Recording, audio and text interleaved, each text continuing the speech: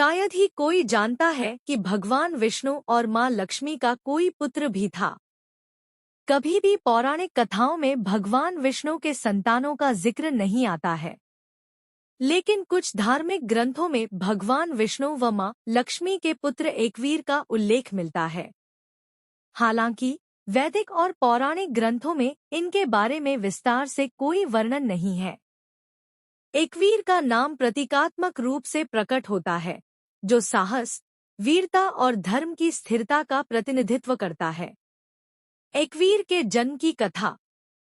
देवी भागवत पुराण के 6ठे स्कंद के अनुसार श्री हरि विष्णु ने लक्ष्मी जी को घोड़ी होने का श्राप दे दिया था। घोड़ी बनकर लक्ष्मी जी तमसायमुना नदी के संगम पर जाकर रहने लगी और भगवान शिव जी की आराधना करने लगी। लक्ष्मी जी की भक्ति भावना देखकर भगवान शिव ने प्रसन्न होकर लक्ष्मी जी को वरदान दिया कि जल्द ही श्री हरि विष्णु उनका सानिध्य प्राप्त करेंगे और उनसे पुत्र की प्राप्ति होगी। इसके बाद भगवान शिव ने अपने चित्ररूप को विष्णु जी के पास अपने वरदान के संदेश के साथ भेजा, जिसे सुनने के बाद विष्णु जी ने कहा कि वो लक्ष्मी जी से भेंट करने जाएंगे और शिवजी के वरदान स्वरूप लक्ष्मी जी को वापस लेकर आएंगे। इसके बाद भगवान विष्णु अश्व का रूप धारण करके तमसा और यमुना नदी के किनारे पहुंच गए, जहां मां लक्ष्मी घोड़ी के रूप में बैठी थी। मां लक्ष्मी ने घोड़े के रूप में विष्णु जी को पहचान लिया।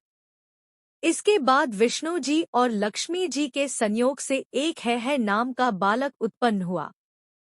उस बालक को विष्णु जी और लक्ष्मी जी जंगल में ही छोड़ कर चले गए। दूसरी तरफ एक हरिवर्मा नाम का राजा भगवान श्री विष्णु के जैसा बालक प्राप्त करने के लिए विष्णु जी की तपस्या कर रहा था। उसकी तपस्या से प्रसन्न होकर विष्णु जी ने हरिवर्मा को दर्शन दिए और कहा कि मैंने एक पुत्र उत्पन्न किया है, जिसे तुम अपना पुत्र समझकर ले जाओ। वह बालक तमसा और यमुना नदी के किनारे है। राजा हरिवर्मा बालक को अपने साथ ले गए। आगे चलकर वह बालक एकवीर नाम से प्रसिद्ध हुआ। बाद में एकवीर ने यशोमती नाम की कन्या से विवाह किया, जो वह राजा रैभ्य की पुत्री थी।